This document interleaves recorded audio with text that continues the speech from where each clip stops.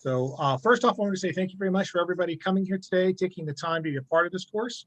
I'm going to immediately say I hope I do not throw things off when I try to share my screen here, if I figure out how to share my screen. And I believe I literally saw it a few seconds ago, and now, oh, there it is, share it, and right smack dab in the middle. So I'm going to share my PowerPoint. Hopefully you guys will get a chance to see the PowerPoint presentation here. Are you guys seeing it now? Not at all. Okay. Negative. How about now? Yes, we can. All right, let me get the thing going here so we can start going. Everyone got it? Everyone can see it now? Awesome. Yes. All right, so Good to go. obviously today I would like to take a few moments. This is the member training course. My name is Paul Saba. I'm the district staff officer for member training for District 11 South. I am one of those auxiliaries that holds multiple offices. I serve on the national staff as the deputy director of the V Directorate, and I also am the vice commander in Division 11. I love the auxiliary. I've been in the auxiliary for approximately 30 years. I started back in 1992, was out for a little bit, did some time in the gold side, and came back and remained in the auxiliary ever since. And most of my time and experience has been back in the 1st district as well as down in the 7th district. I've been in District 11 now since the middle of 2000. So I kind of had a low-key role because I kept most of my time still working back east and on national staff, but it's playing a bigger role now, more at the district level and getting more involved. So I'd like to go through some stuff. Today, we're going to be talking about situational awareness of our current member training status and kind of talking about some concepts of where we are as an organization, where we are as a district, and some feedback.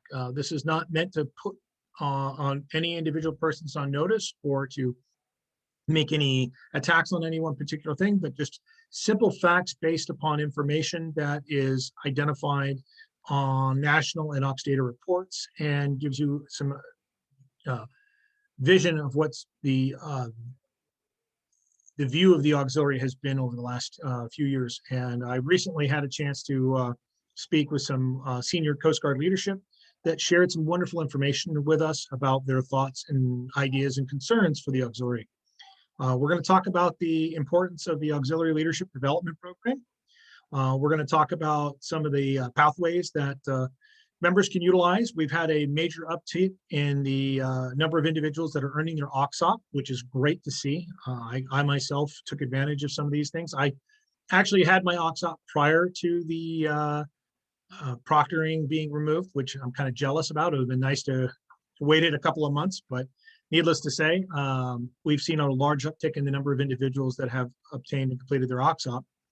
And I want to talk about mentoring and the importance of mentorship and why mentoring is so important to us in the auxiliary, and kind of go back to some of the numbers that make that so important. So obviously we talked about it. OXOP courses have significantly increased. We've had a major uptick in the number of individuals that are taking these specialty courses, especially weather, communications, and patrol. Seamanship, not so much, which is kind of strange. But nevertheless, it's nice to see those, especially in some of those more difficult courses like Ox Weather and Ox Communications, which tends to be stumbling blocks for people. I think our district has seen a significant uptick in the number of AX2 members, and I can show you where you can find that information. Additionally, the beauty of it is, well, COVID has allowed us to have different training modalities. There's now a virtual delivery of the Flotilla Leadership course, OXLAMS, AMLOC, and OLOC. And SOC is now starting to transition also to an online format. There's still an in-person point to that where they go to the Coast Guard Academy, but nevertheless, courses that traditionally have been more difficult for members to get are becoming easier. So there can be more proliferation of leadership training for those that are interested in getting involved and learning about how to be a more effective auxiliarist. More members have access to training, like I was saying, and the development of the Auxiliary Leadership Development Program. And we'll talk more about that later on. Ox core training and BQ2 course and completions are down. For whatever reason, a lot of members are not staying on top. We'll do a great job of recruiting members, but the major trend that we're seeing, especially in certain flotillas, and some flotillas are better than others, but we have certain flotillas around here that are doing a great job of bringing members aboard. However, they're doing very poor in retaining those members, bringing them through their core training. And, that brings back to the point, excuse me, where I talked about the need for mentoring and the identified benefits that are associated with those flotillas that have strong mentoring programs. So members' hours have been steadily declining. Now, people have often said when I said the hours are declining, it's because of Ox data and people aren't putting their information. If you look at the graph on there, you'll notice it goes back to 2016. 2016, and you can go look at the trends before that as far back as 2011, our numbers, with the exception of a small uptick in 2018, had been steadily decreasing as an auxiliary across the board. You can see that in almost every division, the numbers have been steadily going down. Participation in training schools, C schools, by newer members, especially those that are, in the 30 to 40 to 50-year-old range, are down. And I think a lot of that has to do with the fact that a lot of people can't take the time off to travel and follow the traditional C school pattern and get to these courses and fly to St. Louis or to, Coast Guard training facilities to take those courses. The decline in leadership courses coincides with declines in all areas in the auxiliary. So when we see people not getting trained as professional leaders and developing themselves and understanding the importance of techniques utilized by effective leaders, from planning, strategic vision, strategic goal setting, as well as conflict management and how to deal with difficult auxiliaries or auxiliaries that may have different personal ideals or goals. It's something that, you learn in these courses how to deal with, and you learn things like the REACT model and different models for trying to deal with these individuals. Operational readiness is therefore impacted, and you'll notice that when you look at in the future slides, you'll see our numbers of boat crew, coxswains, vessel examiners, program visitors, public education, all areas are dramatically down.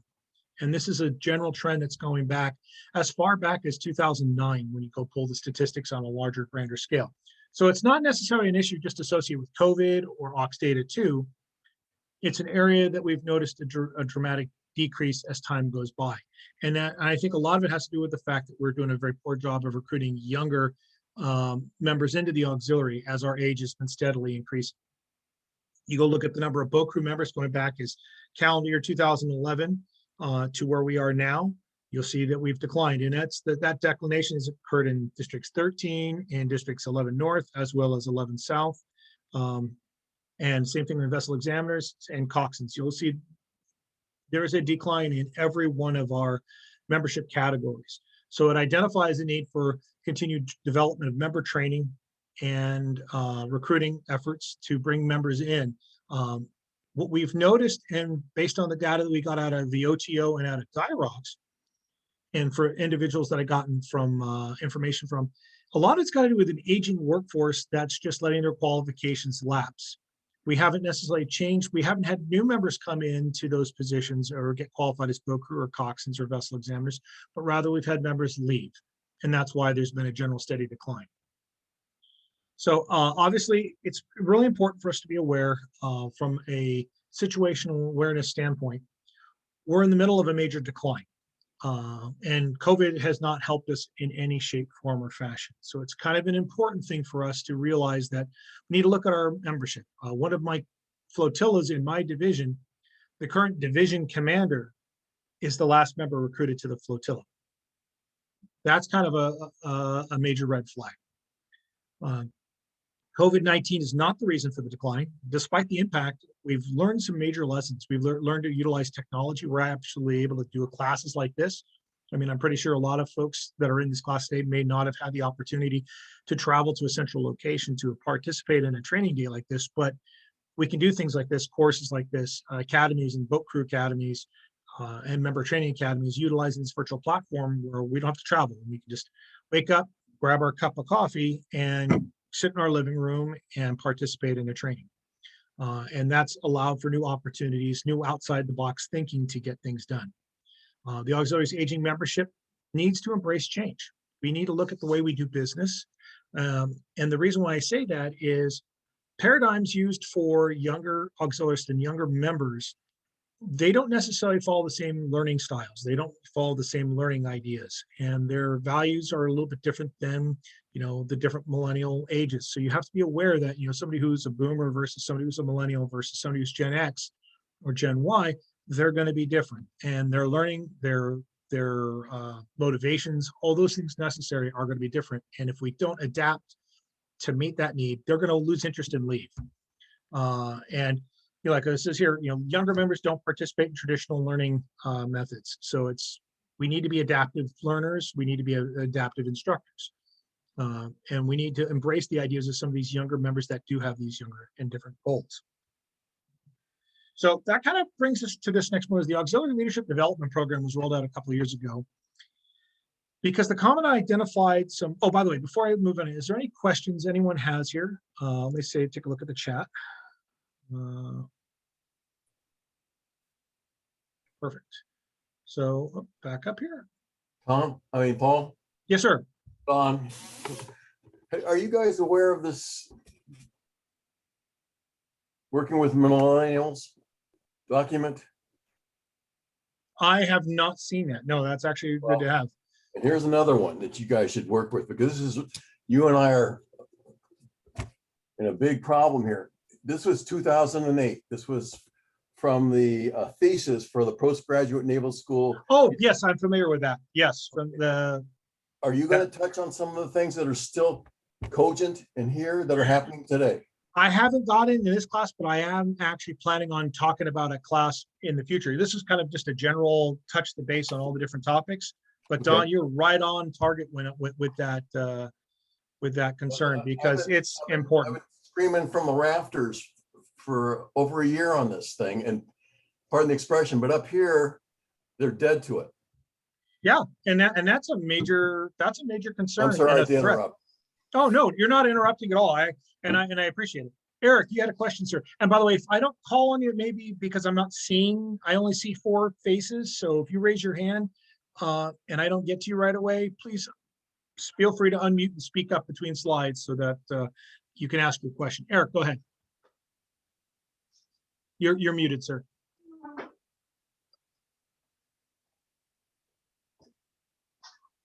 Yeah, I can't. I see your hand raised, but I don't see you. You're all muted.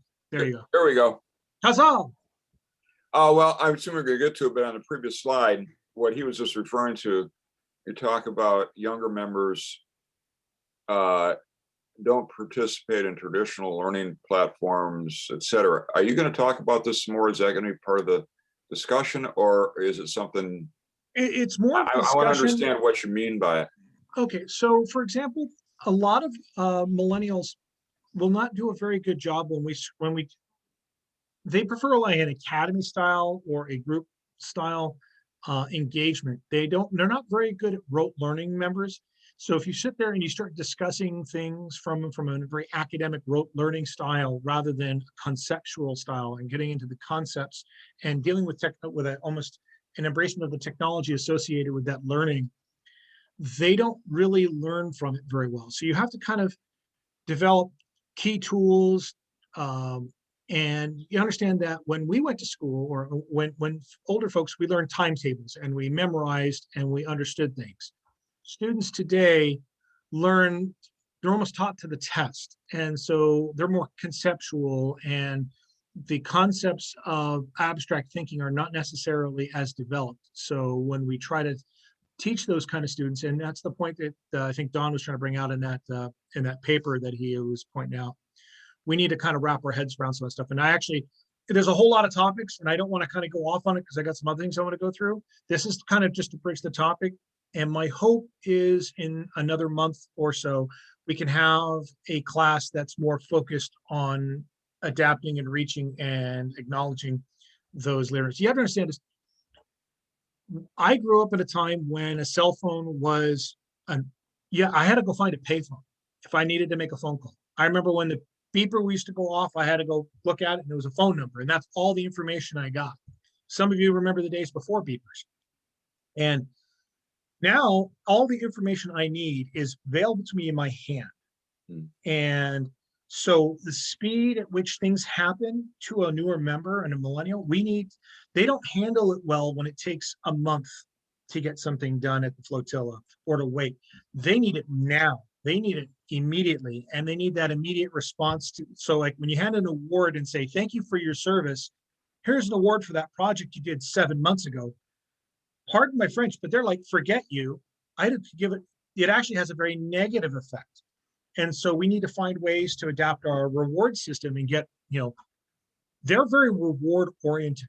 They're used to having those attaboys, and, they have a much higher elevated self-esteem model where they're expected to receive rewards for their efforts.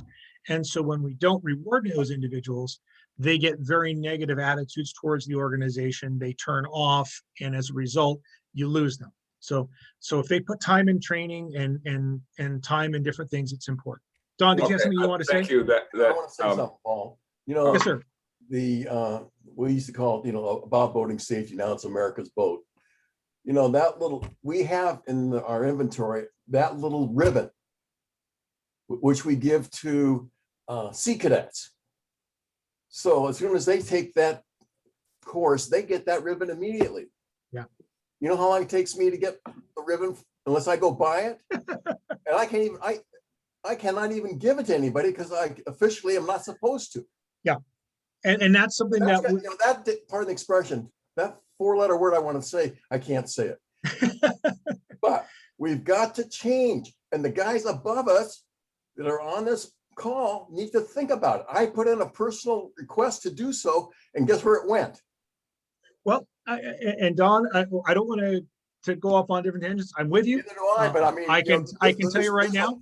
I'm looking forward to talking about this, And I've been in this auxiliary for, like I said, 30 years and managed to avoid elected office all that time. But now I've recognized that, you know what? I need to see change. And so I got involved. I stepped outside my comfort zone, and now I'm moving up the elected offices, and I hope to change and bring some of the things necessary. So anyways, I'm going to move on to the next point. The Auxiliary Leadership Development Program, the ADLP, was identified by the Commandant that we need to change.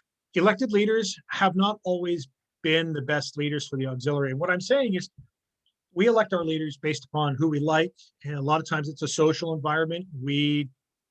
Steve over here is in a great, and I'm not picking on you, Steve, but this guy, Steve over here, this fake person, he's really cool. He's really nice. He's really friendly, and he's going to get me my drinks at the bar. So I'm going to elect him to be the flotilla commander. But they lack forward vision. They lack understanding. And as a result, we get the nickname amongst members of the Gold Side as the Yacht Club.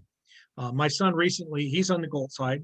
He's a petty officer at a small boat station that I used to work with when I was in the auxiliary way back when, that had a very tight relationship with the Gold Side. Now, they don't look at them as an assistant to the station. They occasionally go out and they do some training with them, but for the majority of the time, they don't really engage with them anymore, and they don't see the value in it. And the auxiliary at that point is looked at as a substandard yacht club that wears a uniform that they take a tremendous amount of pride, without respect, without care, without dignity, and just looks horrible in uniform.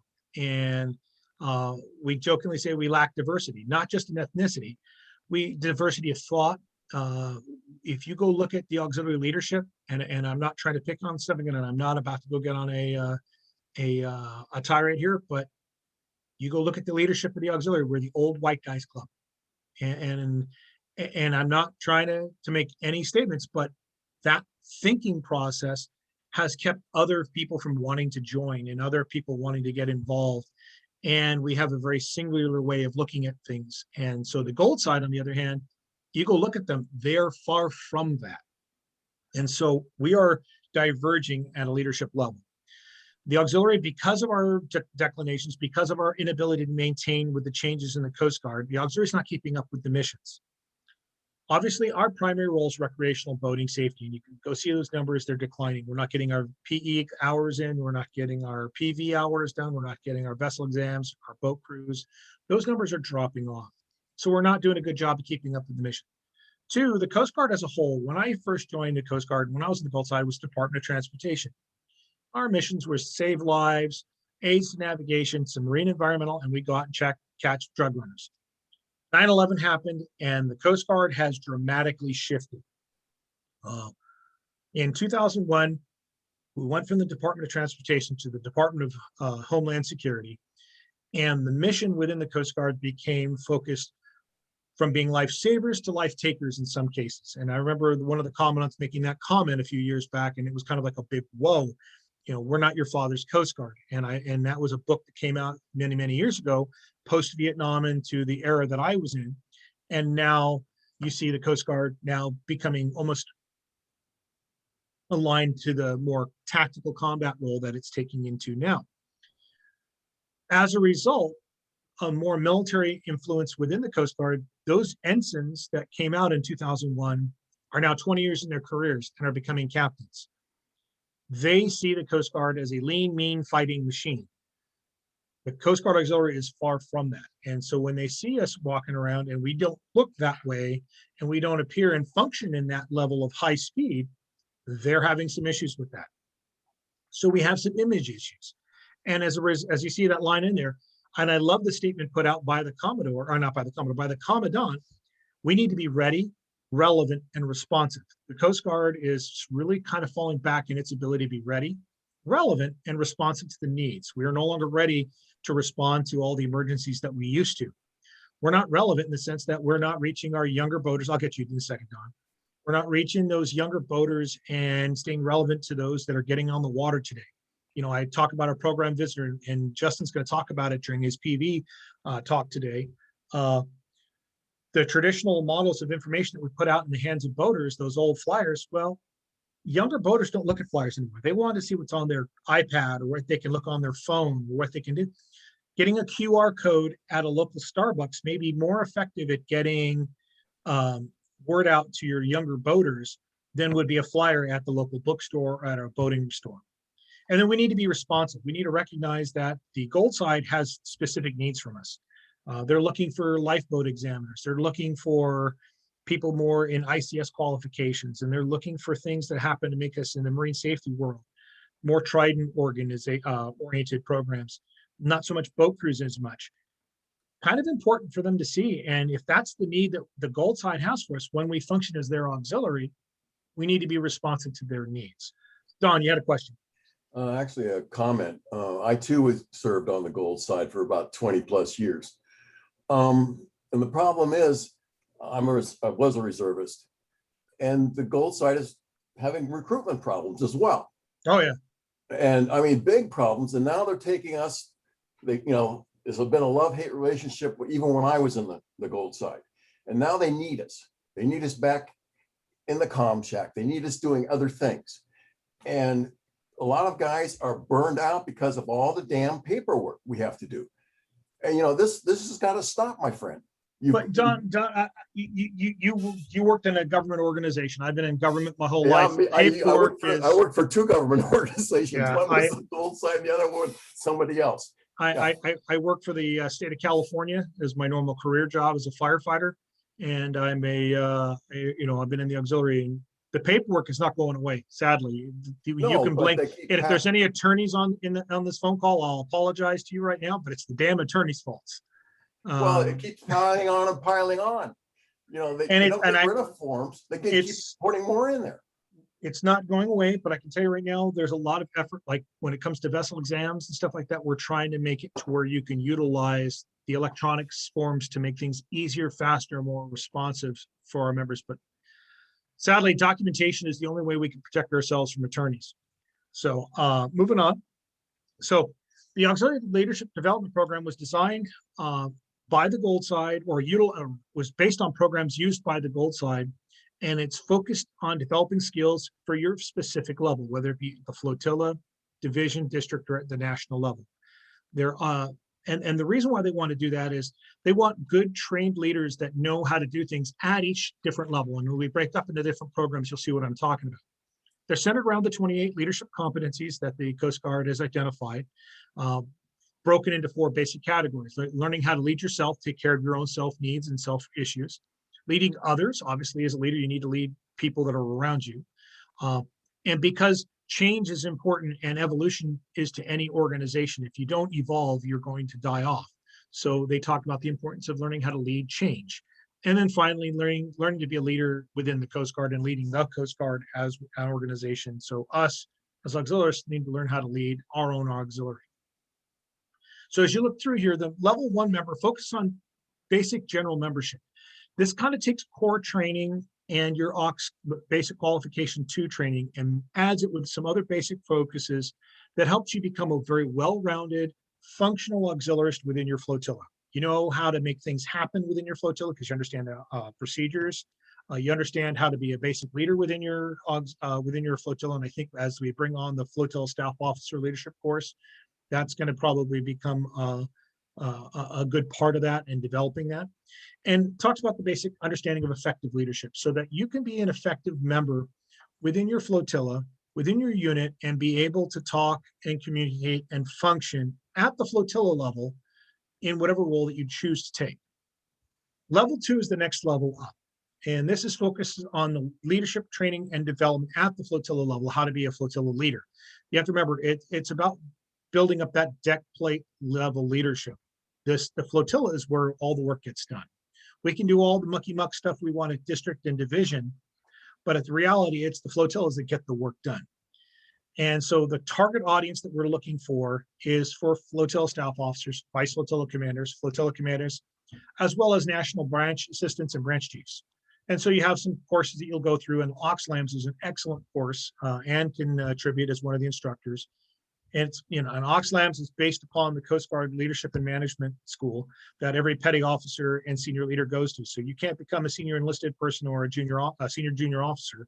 Sounds kind of weird to say it that way, but you can't become a junior officer in a leadership position without taking the LAMS course. And so the Coast Guard has always taken that course and has adapted it for the auxiliary.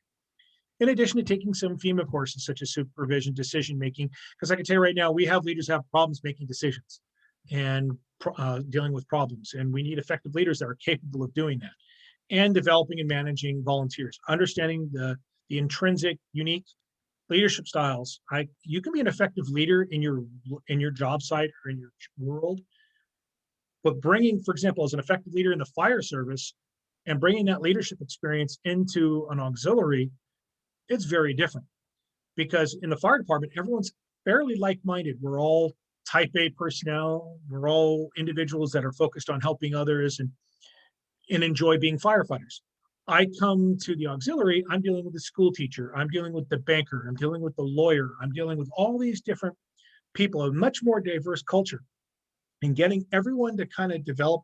In the fire department, we have an understood hierarchy and everyone understands there's a captain, there's a chief, there's a division chief, so on and so forth, and the chain of command.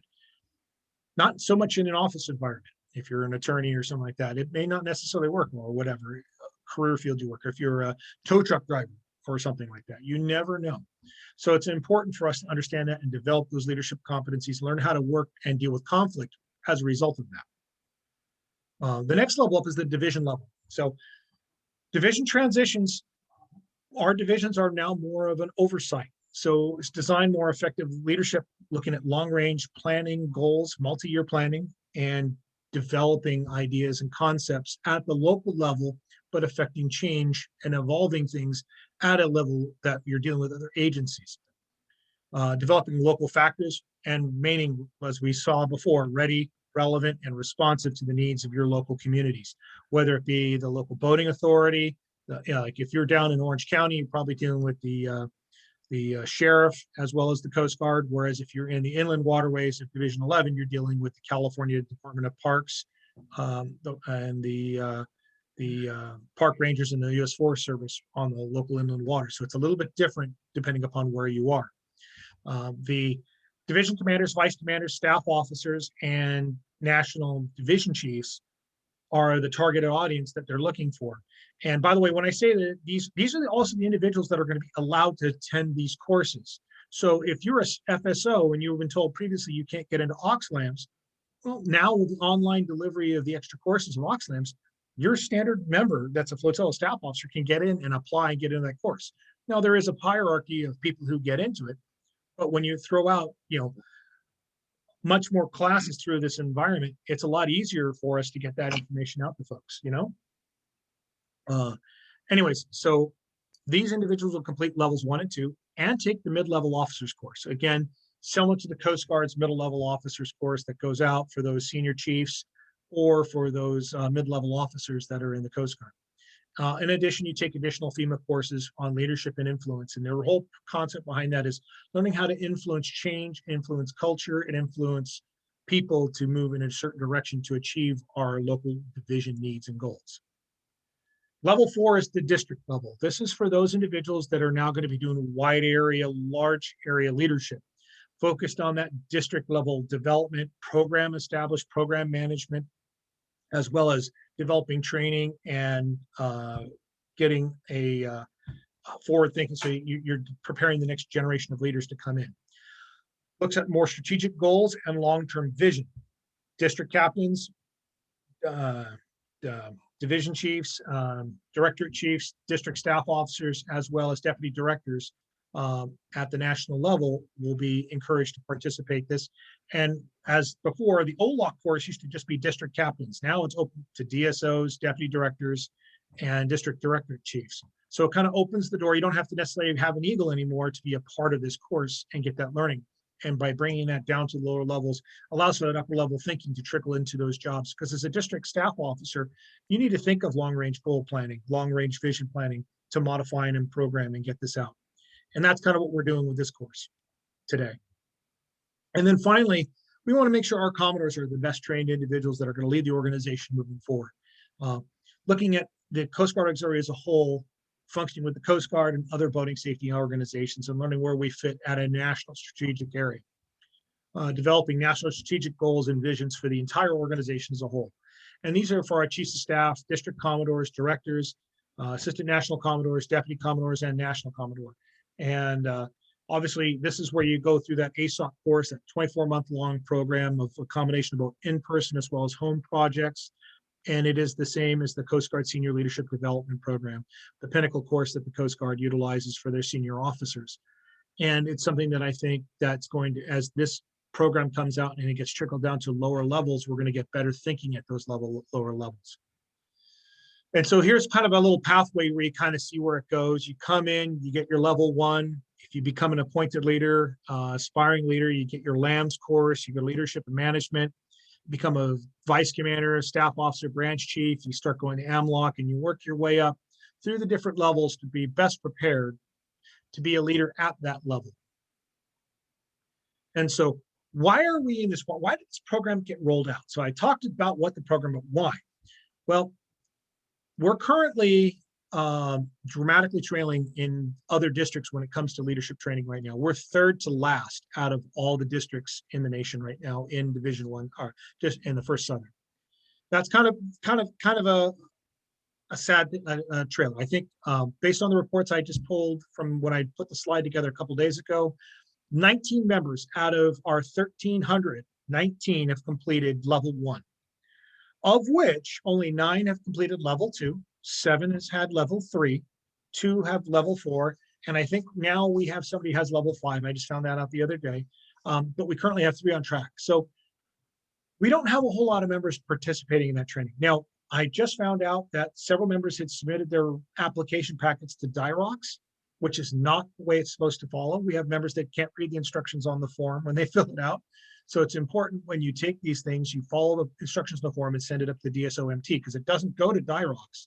This one actually goes directly to National BSX, and then they cut the certificate and work it way back down.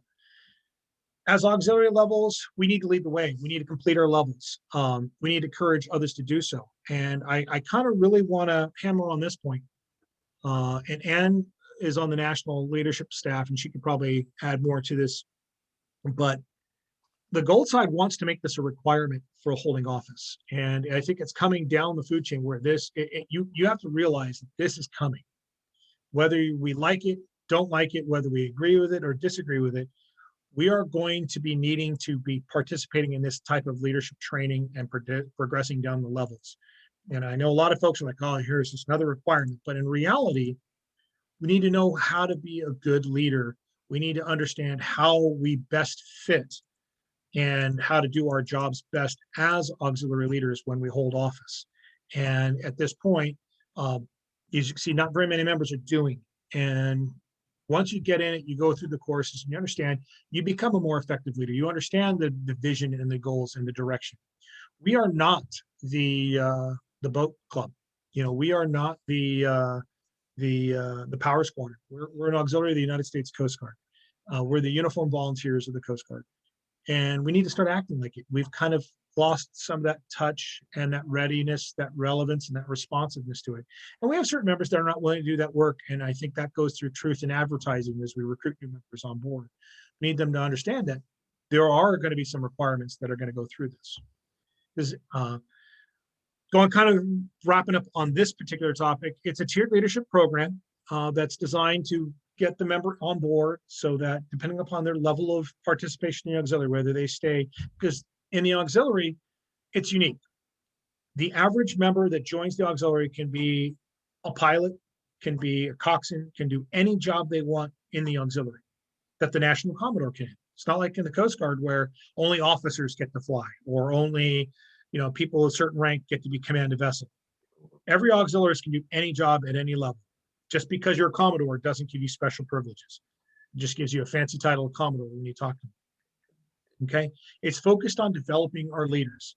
All right, so it's important that, you know, when we go in, we step into elected or appointed offices, we take responsibility that these are charges that have been given to us, and we need to prepare ourselves, especially if we start moving up. We have a lot of individuals that just like putting on bars on their shoulders and they like looking cool, and that needs to end. With that needs to come a little bit of responsibility. This was created basically after the Commandant had identified that we had a major problem when it came to our leadership, and our leadership wasn't keeping up to date with what was going on. And there were a lot of individuals that felt that, well, quite honestly, the auxiliary is not keeping in touch with a service that they want to be a part of.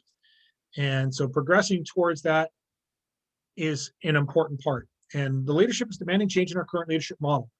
The Coast Guard wants to see things improve. They want to see that we develop because we currently lack in this training and development. And it's something we want to move forward. Does anybody have any questions on the leadership development program? Try and go through here if anyone's got any hands raised. Hey, Paul, this is Chris. Comment. Yeah, go ahead, Chris. Has the auxiliary or the gold side considered and put in place a plan for how we're going to balance this progression in leadership development with our current term limits?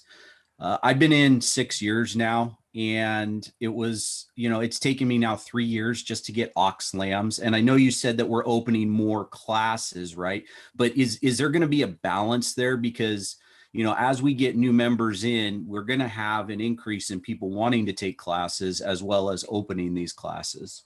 Absolutely. So that's a great question. So when this program was initially rolled out, the Coast Guard leadership was just going to say, it's going to be required. And fortunately, our leadership was able to go back to them. If that happens, we have no elected leaders because 19 people are the only ones qualified to do anything in this district. So they are working on a process. That's why they're trying to get it out. They're pushing it down. They're trying to get as many people as qualified. And, you know, you see, you know, every month there's that information that gets filtered out to the training directorate that I push down to all the staff officers for training. I guarantee you, anybody, Steve and Ann will tell you, how many emails do I send you from as your DSO? I probably flood you with emails. 1 million. Yeah, but it's maintaining that level of communication and making sure that people are aware. What I was really sad, and so how many people just found out about this Saturday's training a couple of days ago? I know Ann did. Yeah, a lot of you guys did. How many people are aware that this went out to the district staff and to your division staff on April 2nd, over a month ago? April 2nd, this went out to your district commanders, and it never got passed down. I only recognized it, and so I sent an email to all the individual flotilla commanders. I can't do that so much through my email system because it spams it, and it flags it as spam, and then you guys don't get it. So we have a process by which we're supposed to have a chain of leadership, and our flotilla commanders and division commanders, and mostly dropped the ball, and it was sad. And as a vice commander, I can tell you right now, I sit in my staff meetings and I try to tell them when I get the reports, they're always flotilla reports. I'm like, I don't give a hoot. The flotilla commanders are going to talk about their flotilla report. I want to know what you're doing at the division level and what information passed down you're getting down from district. As the National Deputy Director for vessel examinations, I know there's changes in VE and changes in PV right now. And I see a lot of issues that are coming down, and that information is not getting filtered through my staff officer. I'll get to you in a second, Steve. And so for me, I see that as a major threat. Go ahead, Steve. I think the idea is if you send it to your SO-MTs, and say distribute this to whomever, it's going to get done. I send out mine to our whole division. I think the FCs and the division commanders and stuff are getting way more. They can't handle all of the correspondence they're getting. So I think if you send it to like me and my compatriots, and ask us to send it out, it'll get out. I will definitely do that. Like I said, I was following the direction I was given at the time, but yeah, I'm definitely going to be doing that in the future. And I'm really proud to see some very engaged and we've got some great staff officers for member training, but we also have some that are not taking their job seriously. We got the whole compendium there, and I appreciate the efforts that people that are working really hard, like yourself and like Ann, and there's others, and I'm doing Paul Steins, and folks that take a lot of pride in doing some good work out there, and I'm appreciative of it. And then there are those that are not doing anything, and that's kind of sad. So does anyone else have, go ahead, Don. My question is, and you're aware of it, so I'm not going to name names, but there's this group of individuals that want to hang on to this information. I didn't find out about this until Thursday. Now, I'm an FC, and here I am sitting here. I have no problem sitting here, but damn it, like you and I, we have other responsibilities. Yeah. And this, what's the, I'm pardon the expression, why is there a breakdown in communications? So I'm gonna be We can talk offline. We can definitely talk offline, but I will be honest with you. So I sent out an email to every district staff officer back in, I wrote a suggestion to the Commodore back in February. Says we have not had a D-train in 3 years. We have lost communication and contact. We have a lot of members that are coming in. We have a lot of questions regarding how to operate in COVID, a lot of different things that have come down. And we need to speak to our membership. We need to reach out to our membership, and we need to embrace those members. And so it was kind of an important thing. I said, let's get every one of our DSOs. We'll break it up. 1 weekend will be logistics, 1 weekend will be prevention, 1 week will be response, and kind of split up ops between them. And every staff officer can talk about their program and how to, what's new and how to get involved. Because I know people are asking, like, how do I get into food service? How do I get into diversity? I'll get you in a second, Dave. Thanks. So I sent that email out to all those DSOs. Five DSOs responded. What was supposed to be 3 different weekends turned into 1 weekend or 1 day. What a major sadness. And this is from our district leadership. I'm not trying to pick on any one particular person, and the Commodore and myself and the Chief of Staff, we're all aware that there's a problem. We're just learning how to address it, and we're going to work on it. And I can tell you right now, the Commodore and the Chief of Staff are desperately trying to find how can they get this information down, how can we engage, and how can we develop, because they are very cognizant of the problems that are going on, and we're working on it. And again, I'm very appreciative of the effort that you guys have taken to step up. Go ahead, David. Well, it looks like we have the same problems that I had in the Navy. We were absolutely convinced that our sailing orders came from someone who had never stood a watch on a steel deck. I get it, and I don't necessarily disagree, but I can tell you right now, I'm out in the field, other folks are out in the field, we're with you guys, and it's sometimes hard to understand that, but we're trying to engage and work with you, and you see us making the efforts right now to try and talk with you guys and make change. No, I understand that. But the problem is you have they've become set in their ways. Some of the Oh, yeah. senior people have become set in their ways. They're not going to change, and they'd rather protect their positions than change their way of doing things. Well, I can tell you right now, the Coast Guard's not going to allow that to continue moving forward. The Coast Guard's been very clear with their desire, because they're the ultimate parent agency. By the way, we only have 15 minutes. I got a few more slides I got to get on, so I'm going to get off this topic in a little bit. But it's important that we recognize that we need to start evolving and changing. And the ones who can have the most power right now are the flotilla commanders, whether you realize it or not. But you're the ones at the ground floor that are doing things and have the ability to take and change. The sad part is most of our flotilla commanders are the last guy to step back. And I've seen it happen a lot of times. Robert, I'll get to you separately. I got to keep moving on here. Okay. OXOP has evolved over the last years to be responsive to the needs of the auxiliary. So for those of us who've been in the auxiliary at any period of time, there's the AX, the original AUX program, which was the 7 core courses. They all had to be in-person classes, and it took a little bit of time. That's now evolved, as you can see, with more traditional marine safety missions and marine safety stuff that's gone on. And so the courses have been focused traditionally on those missions and leadership combined with elective courses. And like I said before, the ICS has become more and more of a neater focus on it. So it's kind of a neat little part. So it's allowed for proctorless testing.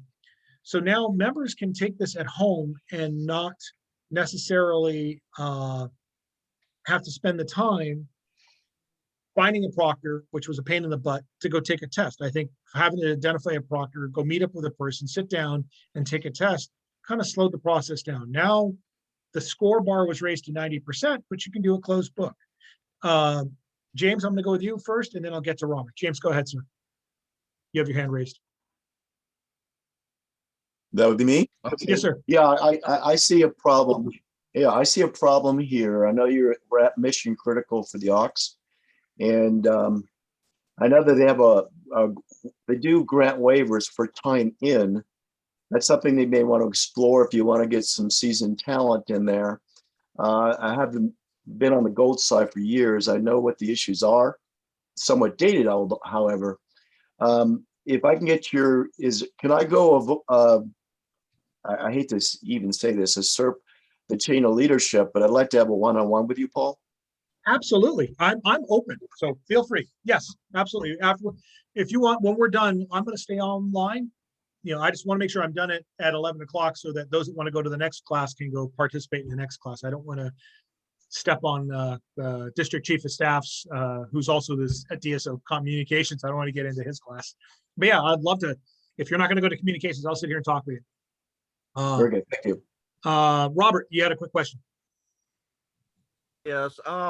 First, where do we go for those online classes for, like, you were bringing up OMLAC, I'm saying it wrong. OLOC, OXNAMs, and all those courses. Yeah. I will show you here at the end of the class. Actually, it's one of the things I'm going to show you how to go in there and where to find information, as long as we can get there at the end of the class. But yes, and then there's a line sign up form you can go do. Okay. Also, can Don upload those documents that he showed us earlier? Who? Don. Oh yeah, yeah. Please. I will get that.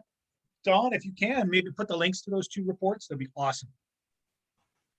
All right. So OXOP progression. Let me. I am a guru tech wise. Sorry, guys. Can you do me a favor? Are you able to email those to me, and then I will get them out to the class? If I can get to your email address, yeah, I will email it to you. Paul.j.saba.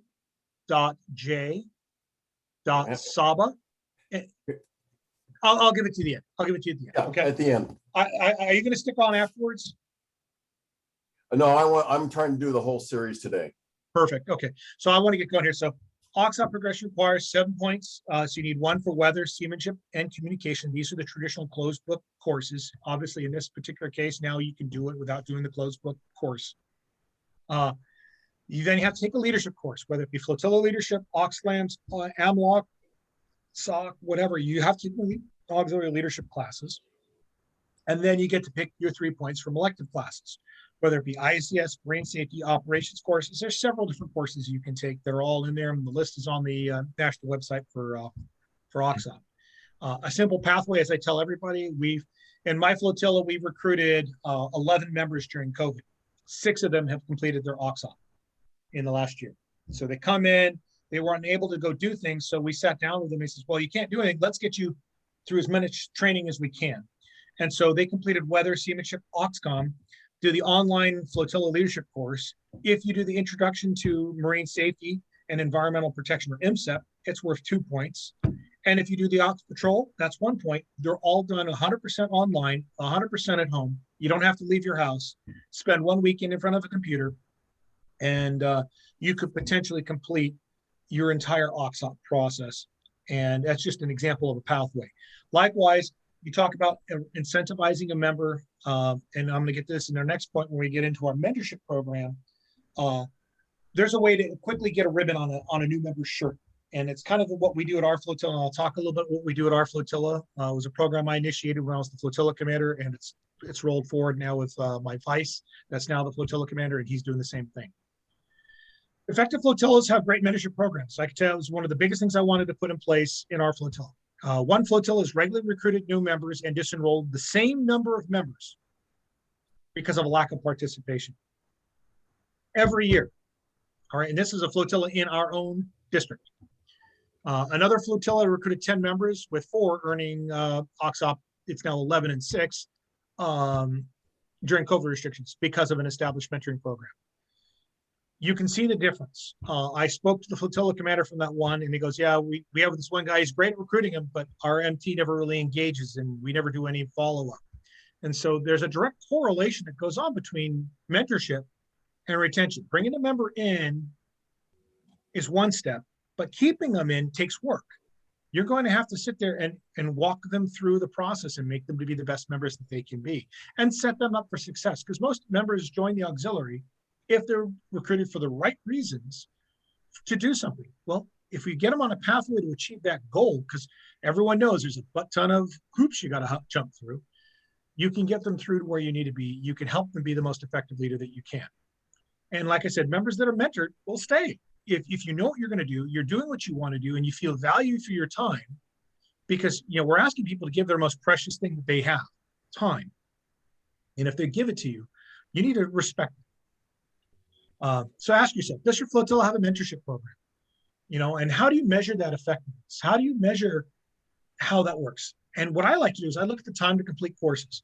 When a member comes in the door, the national standard is 3 months to complete your basic qualification course. So if they join the auxiliary, if they're not done in 3 months with all their BQ training, that's a heads up that they're not being properly mentored, or at least being captured. All right, track that progression, stay on top of those. Those aux data reports are a bit of a pain in the butt to go through, but there's ways to track it easier online utilizing the national website. Identify pathways to success. There is a tracker that you can pull from the National HR Directorate that you can sit there and set goals and achievements and measure those and revisit that person, go back and, have a wingman or a shipmate that comes in the door and sit down with them and go, okay, are you on track to meet those goals that you set when you first joined the auxiliary? Right? We need to engage with our members at a level much more than ever, especially those younger members that struggle with our current slow process. We need to stay engaged with them to let them know that we still value them, that they're important, because sometimes it may be different. Okay. Identify members that have a passion for the auxiliary when you pick a mentor. You don't want to pick somebody who's, pardon my French, Don, grumpy and doesn't and angry. You need somebody who has a positive attitude and has similar interests. You don't want to take somebody who wants to do air crew and put them with somebody who does food service. Probably not going to be a very successful mentor program. All right. And you need to find people that are success focused. All too often in the auxiliary, it's easy to say no. You need to identify people that are yes oriented. Find reasons to say yes. I don't like the word no. I find reasons to be successful. And understand that, you know what? Age does create a problem. A boomer and a millennial may not necessarily be the best match, but at the same token, somebody with age and experience that's respectful of the needs and desires of a millennial will do a better job of mentoring them because they see that father, son, parent, child environment. And in many cases, that younger person will respect that older person that respects them and their needs. All right. And don't be afraid to find a different mentor. If you realize that person is not doing a very good job, fire them, get rid of them, move on to different things. And why is this so important? Look at these numbers. You go look at operational assistance to the Coast Guard from 2016 to 2020, it's almost a 45-degree down angle. Public education has been steadily declining. Yes, we had a big drop off in 2020, but why? Public education didn't need to stop. We were allowed to move to the Zoom platform. Our flotilla had, their numbers in our flotilla jumped during COVID. Why? Because we realized, oh, we could, but we recruited an average age of under dead. Because you go look at the auxiliary right now, I want to say it's like 68 is the average age of an auxiliarist. Our flotilla is bringing in, I think it's 32, 33 is our average age of people coming in right now. And I'm not trying to pick on any one particular person, but it's just something to be aware of. The numbers don't lie. You see the decline, and it's not just our division. It's multiple different divisions. In fact, I want to say Division 17 was the only one to show any increase in operational assistance to the Coast Guard, which was kind of an interesting observation. But their membership also declined dramatically when it came to age. One of the things I was talking about mentorship in our flotilla before I get going here, because we only got 5 minutes to the next group, was when a new member joins, we immediately get them engaged through all their training. We get them through their BQ. We try to do it in under a month, which takes a little bit of effort, but we try and get them their BQ under a month. We immediately get them enrolled in VE, program visitation, instructor, as well as partner visitation. And the reason why is you can quickly put a ribbon on their shirt. Every person that wears a uniform is going to be asked a boating question if they go down to the dock. So now they have the opportunity to answer that question. And if you get them trained as a vessel examiner, a program visitor, and an instructor, they can talk, they understand the basics of recreational boating safety, and they can communicate with the public. The added benefit is they immediately get that ribbon on their shirt, and they get that immediate recognition. And then they can start doing things that'll get them a second ribbon to get that program visitation stuff. And then guess what? You put them on that pathway. So in 2 years, they can get a cool little metal badge they put above their ribbons. For somebody who's never been in the military service, that's kind of a cool thing a lot of folks start going for. Our organizational goal, and I'm going to change roles from member training to V directorate for a second. Our national organizational goals as the Coast Guard Auxiliary is recreational boating safety. Explain to me why less than 10% of our members have earned the RBS device when that is our core mission. Something to be thinking about. Does anybody have any questions on anything that they want to go over? I will stick around after this class is over with. I hope this was informative to you guys, and I hope you guys all learned some good stuff. Please send me an email. Let me know your thoughts on this course. I really would appreciate it. My email is paul.j, as in Jacob, .saba at cgox.net. Or sorry, cgoxnet.us. My email is, oh Lord, I'm confusing. Paul, I put your email in the chat for everybody. Oh, thank you very much. You got it from my from your email. From my email. Thank you very much for doing that. I'm gonna, hey, Paul, sorry, one other comment, if you don't mind, real quick. No, please. That yes, please.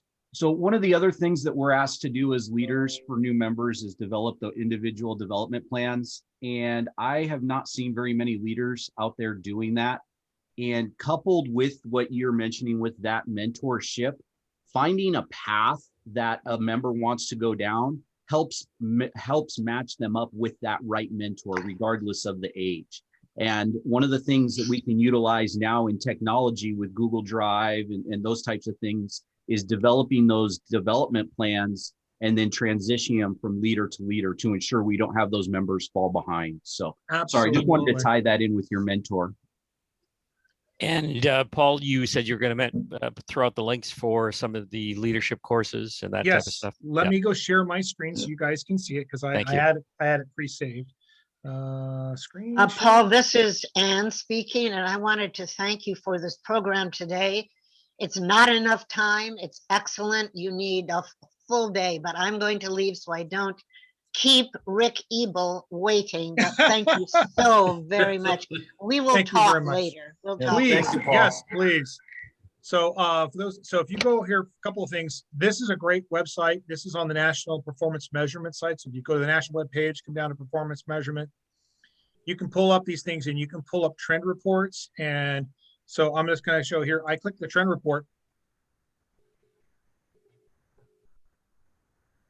And hopefully it'll work. Probably not letting me do it now because I'm in the screen I'm in. Anyways, you click on trend report and you can pull up some of those reports that I was looking at earlier. Something that was interesting to look at for the training stuff. So if you go down to training directorates, you go to T directorate, click on training, and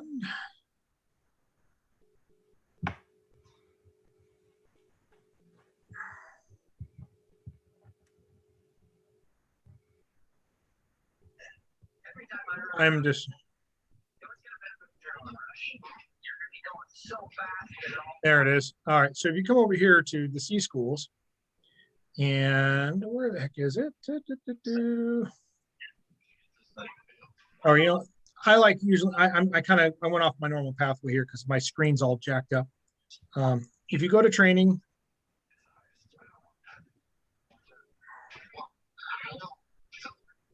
click on leadership development. So for example, if you go to Flotilla, you'll see the link over here for Oxnam. So you go to courses.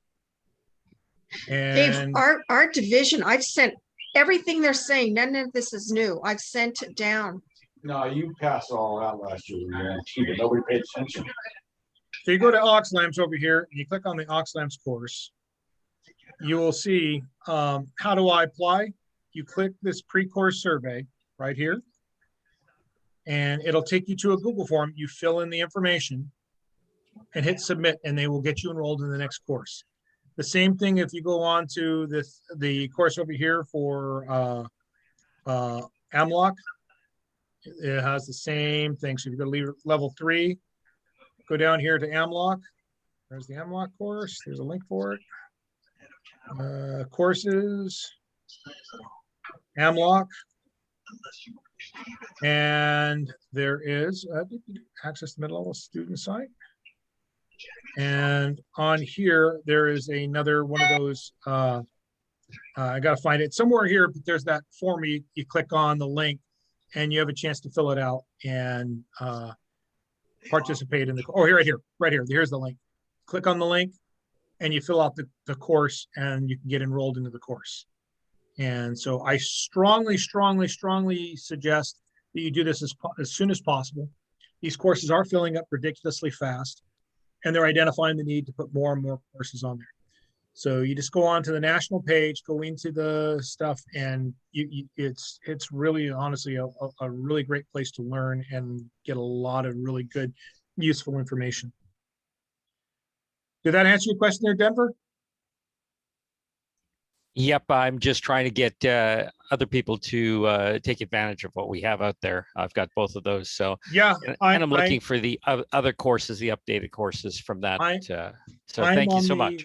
I'm one of the instructors on the upper level officers course now, and working on my PQS to become a primary instructor.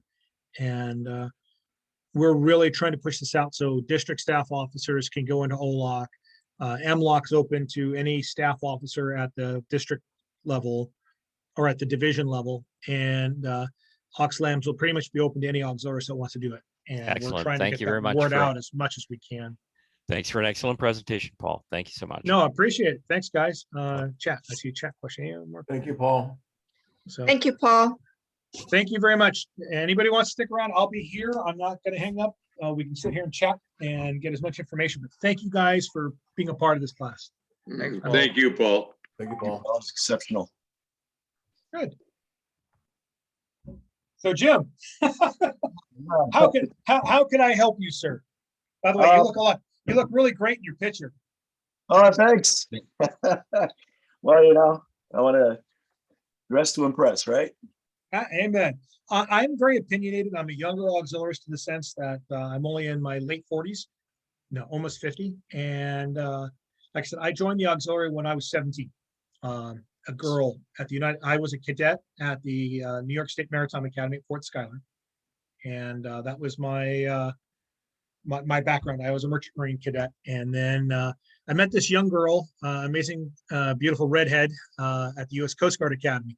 And we were in the band together, and in all things Coast Guard, it's all about a girl.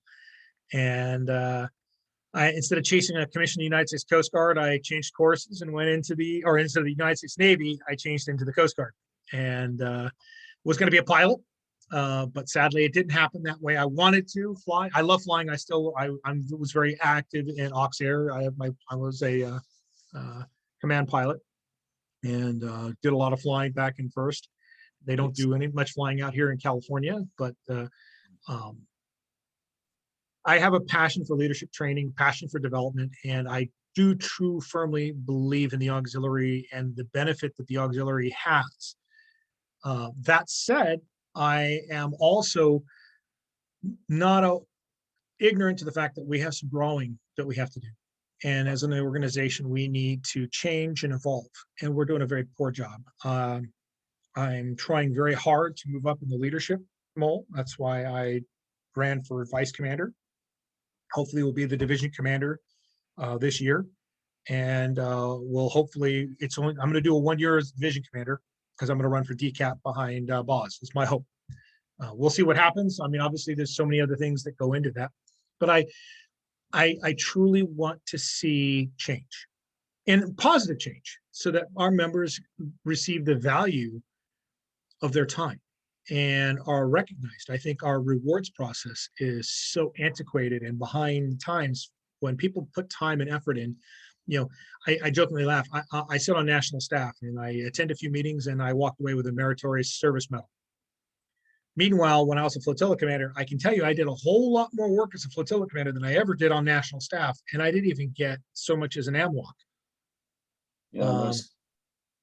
Yeah, I've seen over the course. I joined August of 19, and it was right, I think, through Captain, I forget his name. Because being on the gold side, I went directly to the top, and he pushed me down into division district, and then I landed in Southern California. What I've seen is the silos of information. More importantly, and having after the Coast Guard, I served as a senior executive in healthcare for over 30 years as CEO and the other a sundry of positions. And what I was trying to do is trying to find a good mentor to kind of do a fast track, but I kept bumping against the manual saying you have to have a mandatory operational status of 2 years, and they could not waiver that. So I felt like I was handcuffed to the point where, I have these experience and skill sets that would be better served at a higher level. But, I'll take it on the chin. So what I'm looking at now, what I'm hearing is mission critical. So I think we need to revisit this and maybe get the authorization to get waivers for those that have the experience in the skill sets to move into. It's funny you mention that. So you talk about that. So I had an individual member that had retired on Sunday and joined the auxiliary on Monday. They were a retired E8 from the United States Coast Guard. They were BM, so BMCS. They were a surfman. So you understand they're a very qualified master boat operator. Yeah. Somebody in all their wisdoms, you can't be an auxiliary coxswain. You have to go through the whole process. This guy on certifications. Well, here's the thing is, it took me 6 months and a whole lot of yelling, and I'm not kidding when I say yelling. And this is back east, to finally get this guy's calls brought right over. And as people, I remember going to the OTO. It was because I followed the chain of command, and eventually I got to the point where I'm like, you know what, screw this. And I went directly to the OTO's office, and I'm like, hey, do you know Senior Chief so-and-so? I'm like, yeah, he just retired last month. Yeah, he's a member of the auxiliary and they won't let him be a coxswain. What? Boat crew, coxswain, done. QE. And Wow. immediately in my flotilla, I had a QE that was a coxswain, that was all done. And he's like, are you kidding me? And he signed off a bunch of his balls. So there is a pathway to allow for waivers.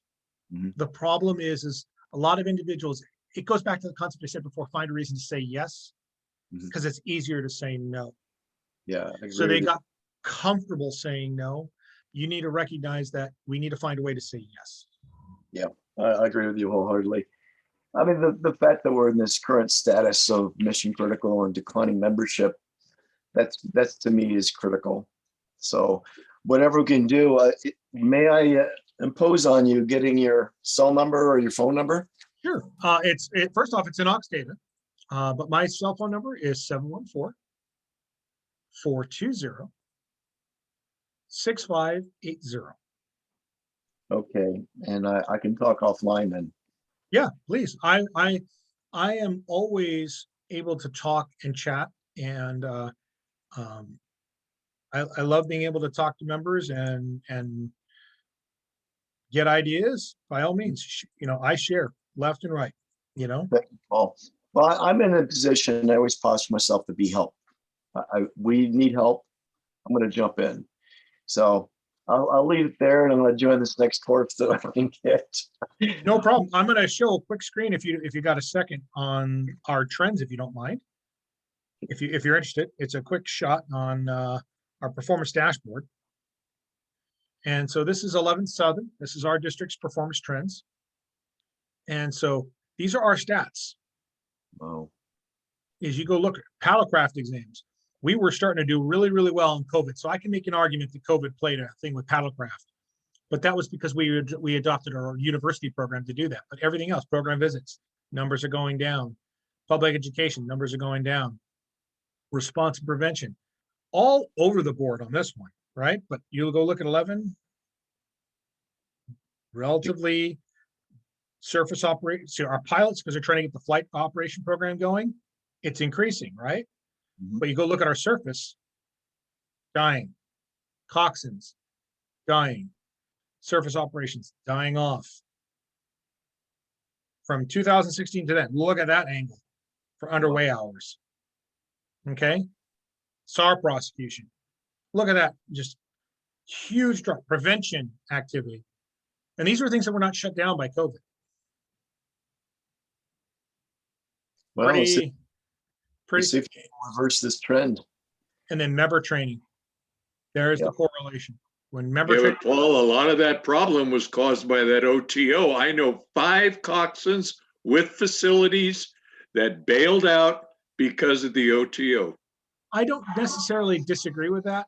I really don't. He's a bit of a pain in the butt to deal with. But at the same token, the OTO had some excellent points when, we went to the dock and we had a lady with a knee brace that was walking with a walker to get It's on. got nothing to do with running a boat. I'm talking about is coxswains and facilities. One in particular was 34 years in the auxiliary. But here's the thing is when you have members that were incapable of pulling a person out of the water onto their vessel, I kind of have an issue about that. And, just because it has I nothing to don't do with disagree with that. And when our OTO started seeing some of those concerns, and we had a lot of pencil whipping that went out there. And again, I get where he was coming from. I don't think his response was the right response. He caused more problems than benefits, but he was trying to maintain standards at the same time. Like I said, I'm not trying to make excuses for the guy because I don't care for him. He and I definitely had some differences in opinion. Classmates of mine are currently, let me turn the stop.